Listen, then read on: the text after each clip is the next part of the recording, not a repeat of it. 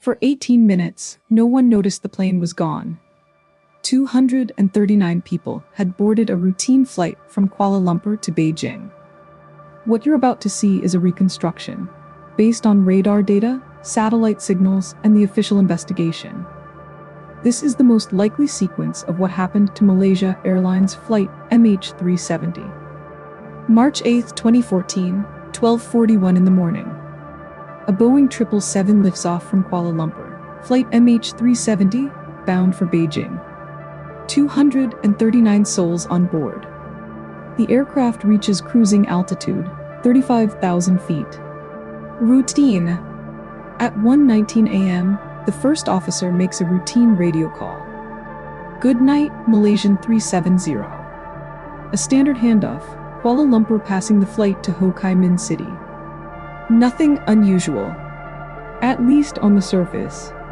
2 minutes later, the transponder stops. No distress call, no warning, no explanation. The aircraft vanishes from civilian radar, at the exact boundary between Malaysian and Vietnamese airspace. Ho Chi Minh City expected MH370 to check in. It never did. 18 minutes passed before anyone noticed. Controllers called Kuala Lumpur. Kuala Lumpur called the airline. The airline tried to reach the aircraft. Silence. The automated reporting system had stopped transmitting. 12 minutes before that final radio call, the transponder went dark 2 minutes after it. The Malaysian investigation later concluded these systems were deliberately disabled. But they could not determine by whom. What no one knew yet, the aircraft was still flying. Malaysian military radar was tracking an unidentified aircraft. It had turned, not toward Beijing. West, back across the Malay Peninsula. The aircraft flew over Penang, then northwest up the Strait of Malacca. It followed established navigation waypoints. Negari, Vampi, Nekar. Whoever was flying this aircraft knew exactly where they were going. At 2:22 a.m., military radar recorded its last contact, over the Andaman Sea, 200 nautical miles northwest of Penang. After that, nothing. No radar, no radio, no signal of any kind. For 7 hours, it just kept flying. The aircraft crossed into one of the most remote stretches of ocean on Earth. No ships, no land, no witnesses. The world didn't know. At Beijing Capital Airport, families stood at the arrivals gate. The board still read, on time. They waited, checked their phones, watched the board. Hours passed before Malaysia Airlines confirmed the aircraft was missing. By then, it had already been flying in the wrong direction, for 6 hours. But the aircraft wasn't completely invisible. There was one system nobody thought to check at first. The satellite.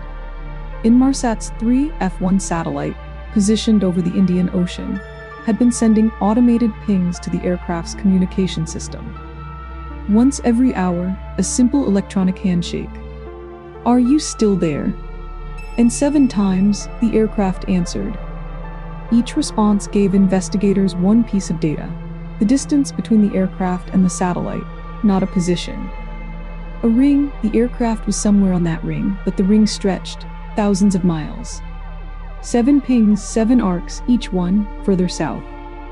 Investigators analyzed the frequency shift in each signal, the Doppler effect caused by the aircraft's movement relative to the satellite. The conclusion was clear. The aircraft was heading south, deep into the Indian Ocean. The 7th and final ping came at 8:19 a.m. local time, 7 hours and 38 minutes after takeoff. Then, one more signal, partial, incomplete. Then nothing, the aircraft's fuel had run out. For those final hours, Flight 370 flew alone. No communication with the ground, no contact with any other aircraft, no one watching. 239 people, over open ocean, in the dark. The investigation found no evidence of mechanical failure, no evidence of hijacking, no explanation for what happened in that cockpit after 1:19 a.m. What we know is this: the aircraft flew a deliberate path for 7 hours into the most remote waters on the planet. And then, the fuel ran out. The final satellite data tells one more story. The frequency shift in the last signal, was consistent with a rapid descent, not a controlled landing. A steep, uncontrolled drop. The aircraft struck the southern Indian Ocean, somewhere along a long arc stretching hundreds of miles, in water 3,000 to 6,000 meters deep. 16 months later, a piece of the aircraft washed ashore on Reunion Island in the western Indian Ocean, a flaperon from the right wing. Over the next 2 years, 22 pieces of debris washed up on coastlines across the western Indian Ocean. Reunion, Mozambique, South Africa, Madagascar, Tanzania. Drift analysis confirmed what the satellite data already showed. The aircraft went down in the southern Indian Ocean. 3 underwater searches have covered more than 150,000 square kilometers of ocean floor. The latest ended in January 2026. The aircraft has not been found. The flight recorders have not been recovered. No one can say with certainty what happened aboard that aircraft. The data tells us where, it tells us when. But what happened inside that aircraft may never be known. Some answers may never be found.